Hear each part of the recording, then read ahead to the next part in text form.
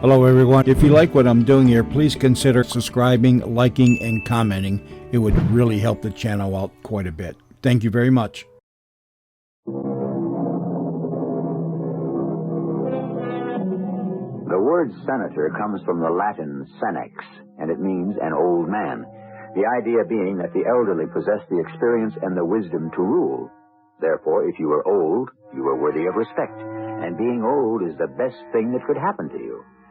However, as the Romans would say, o tempora, o mores, how things change. Today, if you're old, you're just not with it.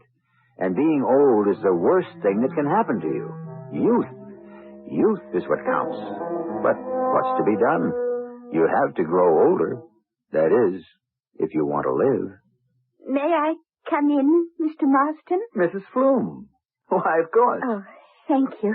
I would have had Miss Connor ask if I could see you, but she's on her coffee break, so I thought I'd just pop in. Well, that's quite all right. Well, what's new, Mrs. Flume? Well, I've been fired. What did you say? I've been fired. After 31 years, I've been fired. That's him. Who fired you? Mr. Davis. Davis? The office manager, the new one. Why? I don't know. He asked me to come into his office. And then he said to me, Mrs. Flume, the company is dispensing with your services. But he's not supposed to do that. Well, Mr. Marston, his job is to hire and fire people. But he's not supposed to fire you. My goodness, Mrs. Flume, we couldn't run this place if you weren't here. Oh, sir, I know you're very busy, and I didn't want to bother you, but I do need the job. What is this Davis's phone number? Oh, 423. Mr. Davis evidently needs to be straightened out. Oh, yes, Davis, this is Perry Marston. Yes. Davis, I understand that you fired Mrs. Flume, the receptionist at the main desk? Yes? Company policy? What company policy? I'm general manager, Davis, and I'm not aware of any such company policy. Well, I tell you that it doesn't exist. Put her back on the payroll. There. Oh, Mr. Marston, how can I ever thank you? You just go back to work, Mrs. Flume, and don't you worry about a thing.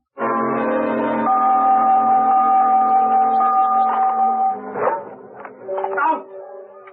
Yeah. Okay. Ready? Ready. Out! Game and set. Yeah, I can see. Hey, say. Oh, boy. What kind of way is that to lose? On your own service. I've been hitting them long all morning. Well, what do you say? How about another set? Huh? Oh, yeah, sure. Why not? Okay.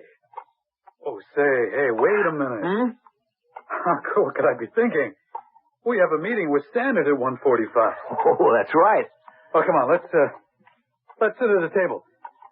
We can order a drink, maybe a sandwich. Then we can shower and go. Okay? Fine. Oh, there's that waitress. Hey, Mary Lee. 2 club specials for Mr. Marston and me, okay? We can count on being served before Christmas. I wish they'd speed things up around here. Well, I guess it's all part of the old-fashioned charm. Well, times have changed. Tennis used to be an old-fashioned game. Now it's become an up-to-the-minute industry. You know, we ought to get into it. Tennis? We have a clothing company that could be turning out tennis togs. We have a petrochemical division that should be involved in those composition materials they use on tennis courts. Fantastic growth potential. Yeah, I suppose so. You suppose so? Come on. Don't you see it? Well, look, Mr. Gotham. Do you mind calling me George? All right, George. Makes me feel awkward being called Mister by someone 20 years older than me. 20? Well, actually 24. You're 53. I'm 29. You've come a long way in a short time. Well, that's the world today. It belongs to the young. What were we talking about? Oh, yes. There's fantastic growth potential and tenants for the corporation. Frankly, I don't see where it involves the computer division. You don't? Well, should I? Perry, you're not just general manager of digital systems. You're the head of the digital systems division of the United Marketing Corporation. Come on, your thinking cannot be parochial. Yes, but my particular expertise is in the manufacture of computers. United Marketing didn't buy digital systems just because there was a computer company lying around. It's all part of a growth strategy. I understand. And we spent a long time deciding who to keep and who to let go. We decided to keep you. Do you know why? Because I know my job. Yes. But also because you're surprisingly young for your age. You mean 53 is old? Well, a great many 53-year-olds are too old for United Marketing. Too fat, too stodgy, too deep in a rut. So I was surprised when I saw you. Why? You project a very youthful image. You're in great shape, and you have tremendous vitality. You play terrific tennis, which is the game today. Well, thank you, sir. Our whole culture, our whole economy is geared to youth. We have young values. I guess I never thought about it. I guess I've been too involved with computers. Well, this is an impatient country. It wants instant answers, immediate gratification. And you approve of this? Well, I'm not required to approve or disapprove. Well, what are you required to do? I'm required to earn a profit for our stockholders. Oh. And so are you. We do that by analyzing the market. It's a market that's dominated by youthful thinking. Or so-called thinking. It doesn't matter. You know, I had a little incident today with a personnel manager place. Oh, who's that? Well, you have a fellow named Davis. Oh, yes, Fred Davis. What about? I asked him to fire somebody. What? Davis can't hire or fire anybody above the level of stenographer. Or a typist or mailroom.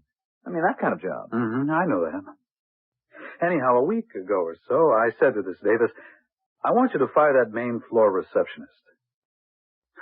And just the other day, there she still was at the desk. Oh? He said that he did fire her, but that you had rehired her. That would be Mrs. Flume. Or whoever she is. I want her out of here. What do you want with my poor receptionist? I told you. I want her out. But why? She knows the company inside out. She knows where everybody is, what they're doing. She's courteous. She's efficient. Mm-hmm. That well may be. So what's wrong with her? She's old. Perry, we're selling more than machinery. We're selling an idea. We're the newest, most progressive outfit in the market. So, you walk in the reception room of Digital Systems, and what's the very first thing you see? Aha! An old lady. Look, she's grown old in the service of this company. She's been paid for it. But she doesn't have a company pension or anything like that. She's been aware of it all these years. Those were the terms of her employment. She accepted them. You're really serious about this? Yes. And you should be too. Look, she was here before I was. She was sitting out at that desk when I walked in to apply for a job. I understand all that. Look, you're being sentimental. You mean there's no room for that in business? Not really. Perry, I can tell you don't like me. Well, I don't like you right now. But I know how to build up a corporation. I structured along certain guidelines. I play the game according to certain rules. Your own rules? Of course. But I stick to them, Perry. I'm not a hypocrite. You always know where you stand with me. And where do I stand right now? Well, you won't make an issue of this, will you? I don't know. Look at it this way. We've standardized the decor of all the offices. The same furniture, the same colors. We must have the same look to the people. Bright, good-looking, youthful. Here comes that waitress with lunch. She sure takes her time. Well, what do you expect? She's over 40. Oh, Perry, I know it sounds silly, pointless, even stupid. But you have to have a young receptionist. George, listen to me. This company has been her whole life. Her husband died many years ago. She never had any children. She should have. She never remarried. Perry, you're blowing this thing up out of all proportion. Now, you know what you have to do. And don't let it ruin our lunch.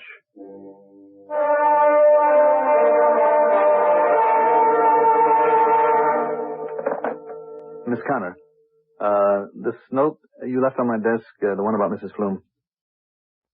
Yeah, now look, the idea is she wants to know when I'll be in, so that she can see me. The fact is, there just is no point in my seeing Mrs. Flume, so, you just tell her, okay? I mean, just get me out of it gracefully, will you? Oh, youth.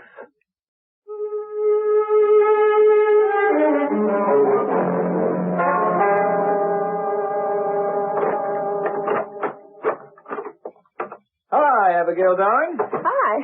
How do you feel? I feel like having a drink. The doctor says you can have one before dinner every night. Well, I've been looking forward to it all day. One of the advantages of having a heart condition. Sometimes. I do not have a heart condition. You were told to watch yourself. We should all watch ourselves. I heard a story about you. I wonder if it's true. No? Because if it is, I shall be very angry. Yes, dear?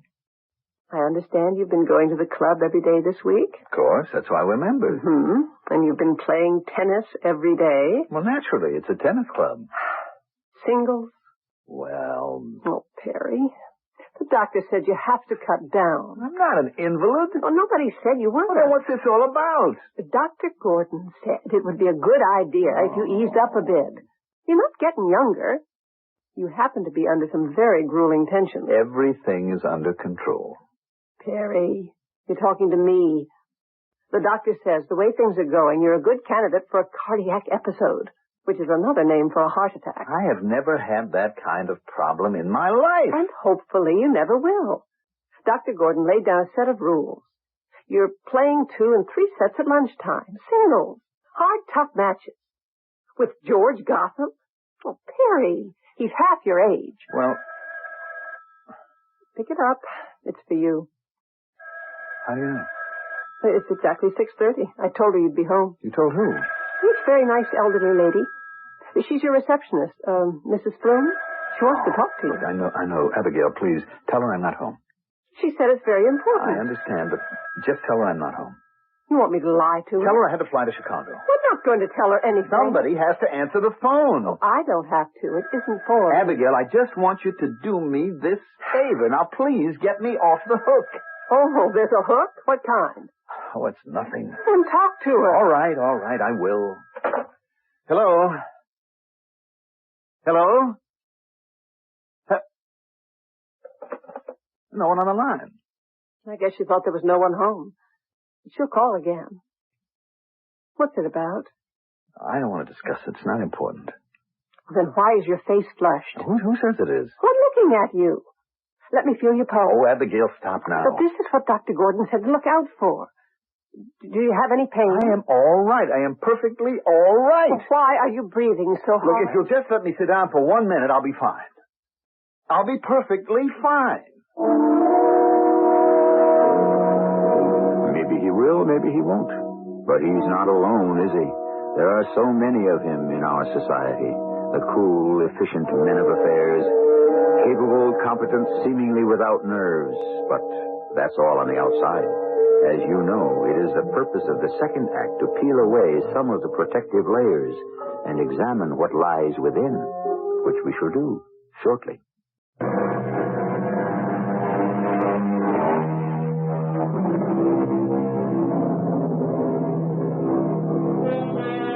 Poets, the philosophers, the romantics have made quite a mystery of the heart.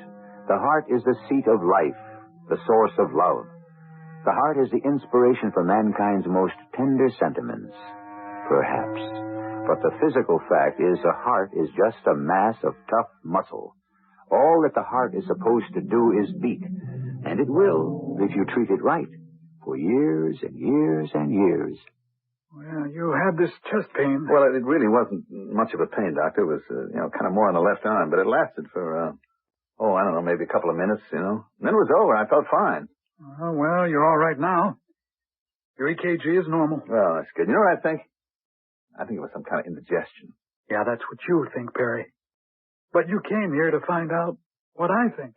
Well, the reason I say this is because I had a pretty heavy lunch, and it just didn't seem to sit very well. If you had a heavy lunch, you probably broke your diet. You see, that's going to be another problem. You had what a layman would call a heart attack. Oh, now, Doc. Oh, it was very mild. But we're getting there. Getting where? Well, I guess you would say nowhere. A very big nowhere. Now, look, Doc, I know I have to watch myself. Then why don't you? You're not losing weight. You're pushing yourself. Abigail tells me you play too much tennis. And you're under a terrible nervous strain. Well, you see, my company was swallowed up in a big merger. And we're on a youth kick. What does that mean? Well, I mean, look at us, huh? You and me. We're both in our early 50s.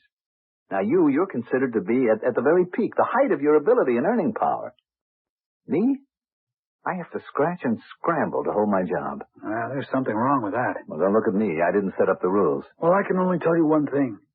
Your heart doesn't care about your business problems. It has to be treated right.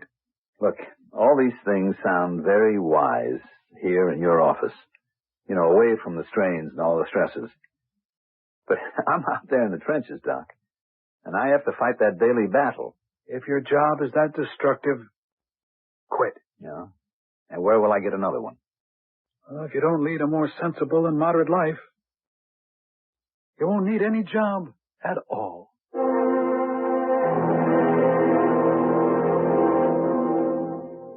Say, Perry, have you got a minute? Sure. Come in. Sit down. Look, are you free tomorrow for lunch? Well, tomorrow's Saturday. Gee, I don't know if Abigail has us down for anything. I don't think so. But I guess I better be free, huh? Say, you make me sound like Simon Legree. You have a lot in common. Our petrochemical division has come up with this tennis court surface. An outfit called Worldwide Resorts is building one hotel after another with lots of courts. Now, we have a chance for some real sales. Mm-hmm. Now, where do I come in? Worldwide Resorts is two brothers, Tom and Harry Hickman. They're both tennis nuts. So I arranged a match. The two of us against the two of them at the club. Oh. Well, the idea is to show them we just don't sell tennis courts. I mean, we're tennis bugs ourselves. We give it that real love and affection. Okay? Yeah, but I hope this heat wave breaks, that's all. Come on, Perry. You mean you're going to let a little hot weather bother you? You must be getting old.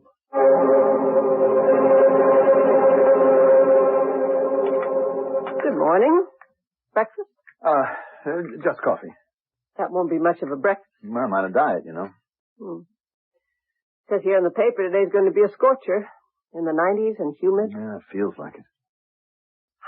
You going to play? I suppose so.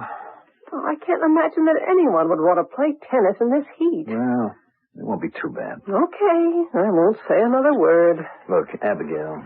Yes, what is it? This is a business date, really. I don't want to know. What's in it for me if I keep nagging and nagging? Well, you're right, but, you know, there are certain situations. Wait a minute. What? Oh, no. What's the matter? What's wrong? That poor old lady. Who? Mrs. Flume, your receptionist. What's wrong with Mrs. Flume? I can't believe what I'm reading here in the morning paper. She's dead. Dead? Mrs. Abigail Flume, age 67, widow of the late Walter Flume, died last night of what police say was a massive overdose of sleeping pills. Oh. Mrs. Flume lived in a furnished room at 7 Tell Street. Her landlady says Mrs. Flume was severely depressed by the loss of her job with digital systems. Mrs. Flume leaves no survivors. Oh. She was 67. Yeah. Summation of a lifetime. She leaves no survivors. How lonely she must have been.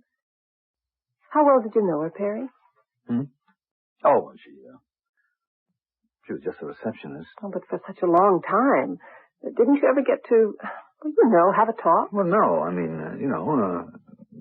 she was just a receptionist. Mm. So it would be good morning and good evening. Why do you suppose she kept phoning you? Oh, I don't know. I don't have the faintest idea. Why didn't you want to talk to her? I don't know. Maybe she wanted me to intercede for her so she could keep her job. Couldn't you? Well, it wouldn't have done any good, Abigail. We have this mandatory retirement plan at the company. I didn't know you had a retirement plan of the company. Well, we're talking about it. Oh, poor woman. Well, I mean, what could she expect? Perry. I mean, nobody asked her to make the company her whole life. She should have found some other things, some other people to fill her days. I mean, the woman was stupid. She's dead. Does that endow her with some kind of nobility? Well, why are you so angry? I'm not angry. I'm not. I have to make a phone call. Well, who are you calling?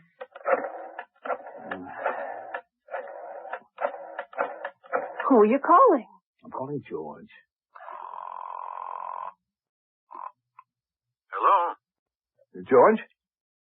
I guess you're up, aren't you? Is that what you called me to ask? Is the match still on this morning? Why wouldn't it be? Well, it's going to be one of those days, George. One of which days? You know, hot and humid. What does that have to do with anything? Say, I'm glad you called. Do you think you can get there a little early so we can really warm up? Well, yeah, I guess so. Great. See you in about an hour. Sure. We're going to kill him.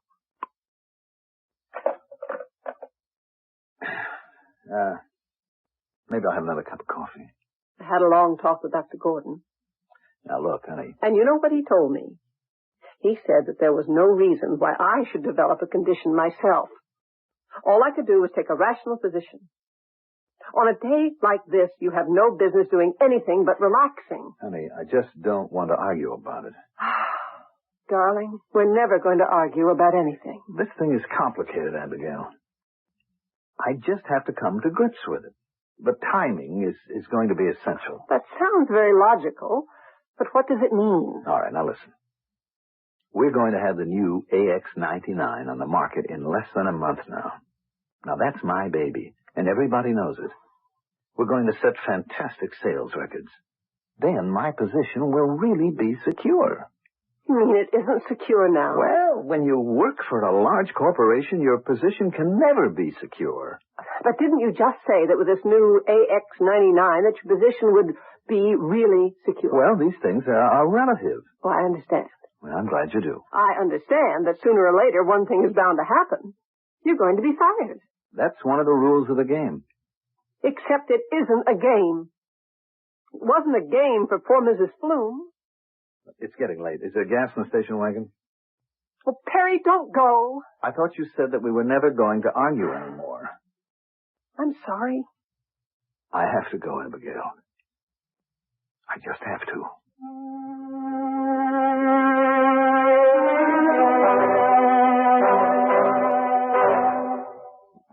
Hey, great. Bright and early. Come on, let's hit a few. Okay. Oh, listen. Did you see the paper this morning? About that lady, Mrs. Flume? Yeah. It's too bad. Jerry Thorpe. He's our corporate PR guy. He's going to fix that up. He's going to fix what? Is he going to bring her back to life? No. He's going to get a follow-up and sort of change the thrust of the article. What's that mean? Well, it says she lost her job at Digital Systems. It sounds as if she was fired. She was.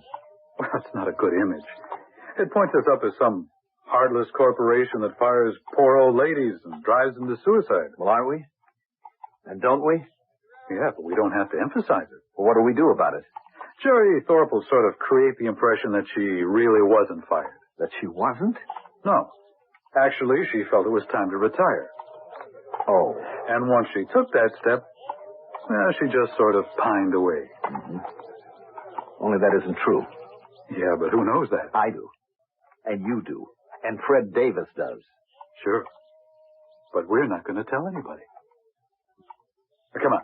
What do you say we get started? Sure. One thing about these two guys, the Hickman brothers, they expect you to play to win. Sure. If we beat them, that's the best way to ensure getting the order. So let's sharpen up, partner. We have to go all out.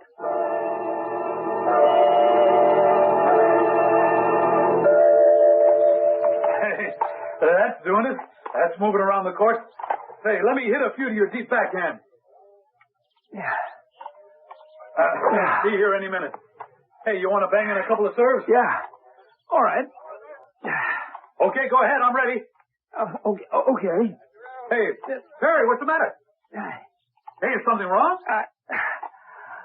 Hey, you want a drink of water? Oh. Hey, Perry. Perry. Hey, for crying out loud. Hey, somebody get a doctor. Perry, what is it? Chest. I can't. It's my heart. I'm having an attack. Hey, Perry, you can't do that. Somebody get Rogers out here. You know that CPR stuff. Get an ambulance. I don't want to die. What is it, Perry? What is it? It's a healing. I don't want to die. Somebody help me. This pain, I can't take it. Do something. Somebody do something.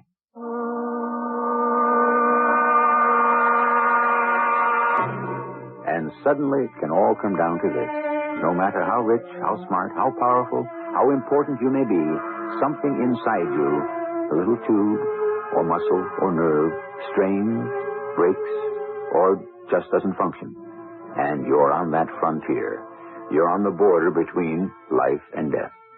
Suddenly, which way you go will depend on the kindness and competence of strangers.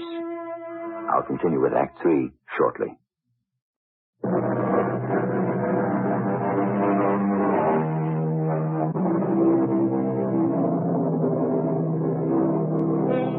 There is the outer man, and there is the inner man, or perhaps we should say person. The outer person is the familiar one, the recognizable one. What are we inside but an incredibly complex arrangement of bones, muscles, nerves? Inside each of us is the most complicated mass of machinery ever created. You would think most of us would take better care of it. This is 14. I got a code here. I'm bringing him in, cardiac arrest. The pain. It's so hard. You shouldn't try to talk, Perry. I'm dying. I know I'm dying. Just take it easy. Don't try to say anything. It's so dark. So dark. Why is it so dark? Hey, driver, can't you move this thing faster? Dr. Gordon, report to CIU. Dr. Gordon, cardiac intensive care. Report to CIU. It's getting darker. So dark. Let's hook him up, nurse. He's moving his lips. Perry, you're in the emergency room. You just try to relax. Dr. Gordon, I don't think he can hear you. What have they given him? Lidocaine, 102 cc's. I'll give him 50 more. Right. Start the IV flowing. Watch for a reaction to that lidocaine. Yes, doctor. Oxygen. Don't let me die. Don't let me die. Watch his blood pressure. I can't see. It's flat. Pressure is flat. He's going on us. Don't say that. Perry, listen to me. He can't hear you, doctor. How do I know he can't? How do you know? Dying. Perry, can you hear me?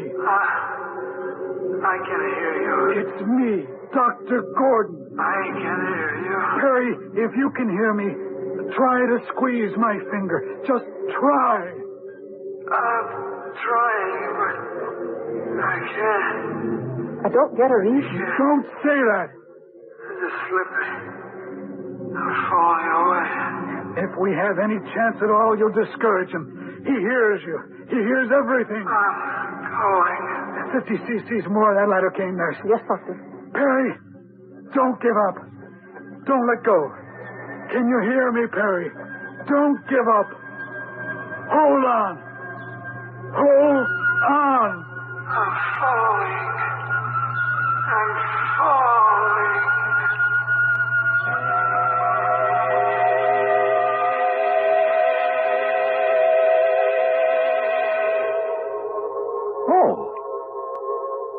What happened? What happened to the pain? I feel marvelous. Doctor, I feel marvelous. Hello, Mr. Marston. Mrs. Flume. Yes, But you're dead. of course. And so are you. I'm dead? But look around you. Did you ever see anything so beautiful back on Earth? Earth? The other world. No. I never did. Oh, such colors. Such glorious colors. And peaceful. How peaceful everything is. Yes. Such a wonderful feeling. I feel I want to make you welcome. Welcome, Mr. Marston. Oh, I want to stay here. Oh, you will. You will. I want to be part of this. What a feeling it is. Just joy. Just love. Yes. Everyone who loves you is here. Mrs. Flume, forgive me, please, for not helping you. I don't remember that. But I do. And soon you won't either.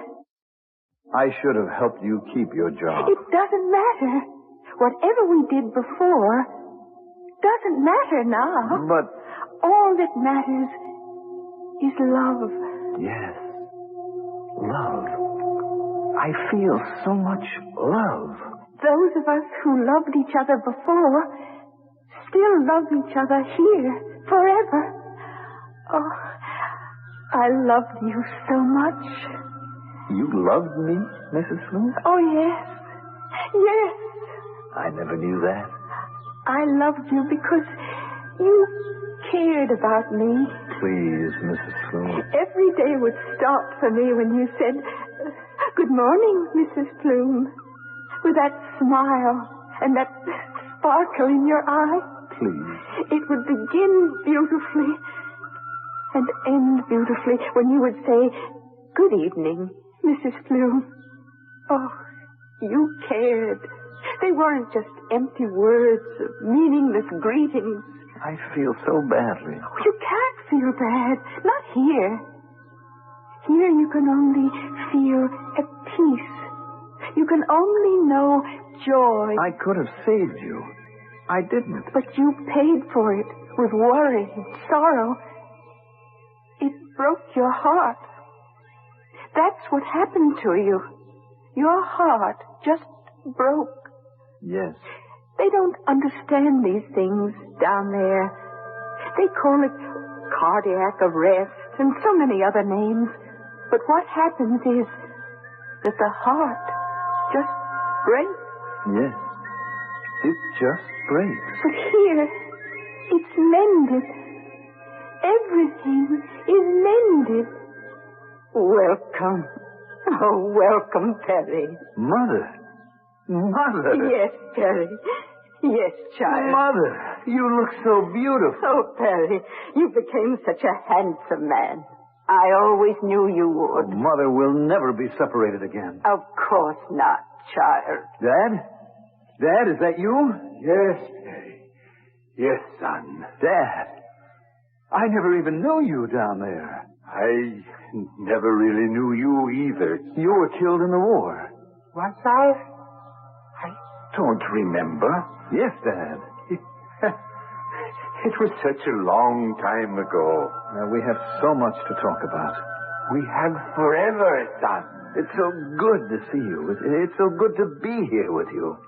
Will Abigail be here? Will my wife come here too? Oh, yes. One day. Then it will be complete. What have I done to deserve this? You've been a good, kind human being. Well, I tried to be. I tried. Give him the lighter key right now. Who's that? I'm getting a pulse. Who's that? Mother? Mother, where are you? I'm here, Perry. Here. Mother, something is pulling me away. I'm being pulled away. Getting a stronger pulse. Mother? Dad? Mrs. Flume? Hold on to me. I'm being pulled away. See? He's trying to talk. It's a miracle. He's coming back. I don't want to come back. I want to stay here. See?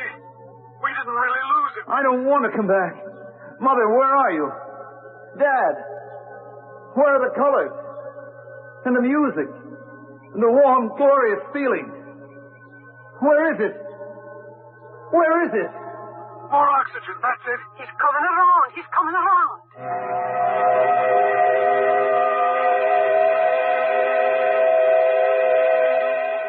These sounds. The noise.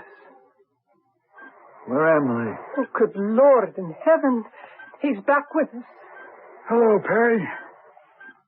Dr. Gordon? Yes. Yes, it's me. Where's what? Nothing. Oh, you had a very rough time. Rough? I know it's hard to talk. You must be very sore. You had an oxygen mask over your face. You had an airway going down your throat. We had to pin down your tongue. My left side hurts. I know.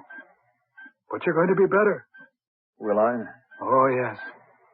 You're improving every second. You need lots of rest, starting right now. Lots of rest.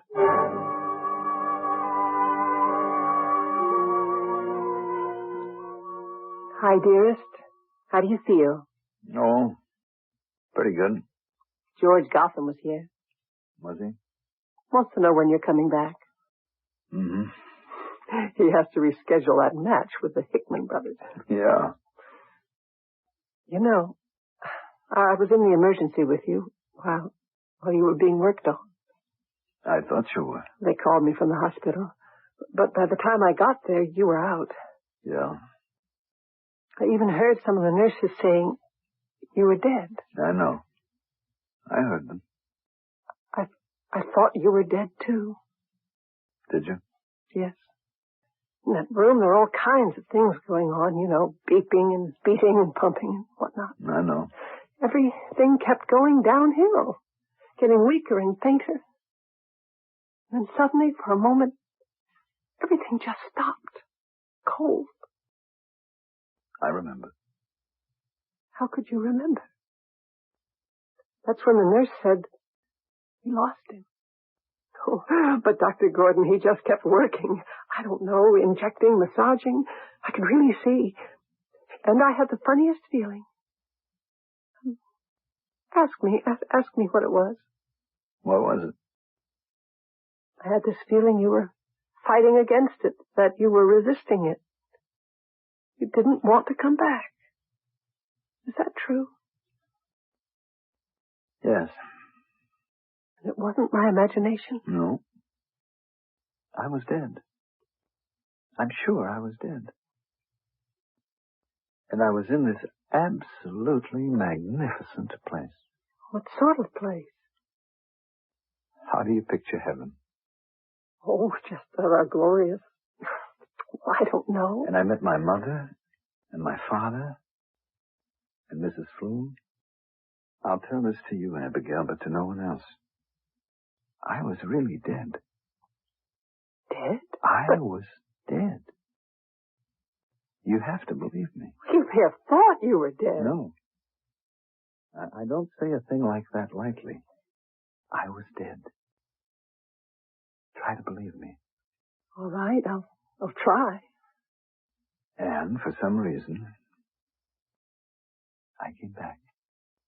What reason? Maybe I was sent back. Sent back? Why? I went to a place where it was all love. Everything was love. I mean, here, that kind of love has, well, it's just become rare.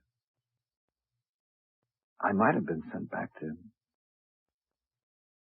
help encourage that kind of love and create more of it. Can you believe that? Yes, I can believe that. Would you help me? Like to try? No, there's nothing very big or very difficult about it. You just have to live at peace with everyone around us. That shouldn't be too hard to do. Even if it is. We have to try. There once was a man named Lazarus. He came back from the dead.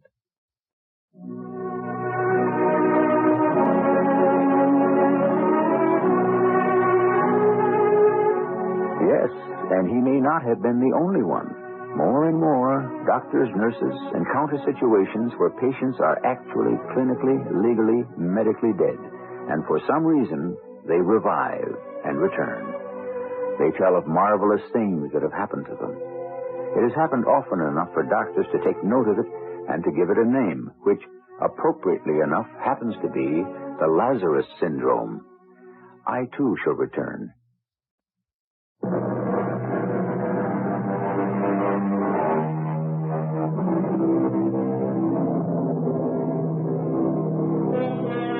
What is life and what is death? Is it a continuation? Are we on some infinite journey, and is this life a stage along the way? The sophisticated scientist looks at the stars through his modern instruments. The unlettered savage stares at the heavens with his naked eyes. The scientist may see more facts, but does he really know more of the essence of existence? Our cast included Mandel Kramer, Lloyd Battista, Ann Williams, and Bryna Raeburn. The entire production was under the direction of Hyman Brown.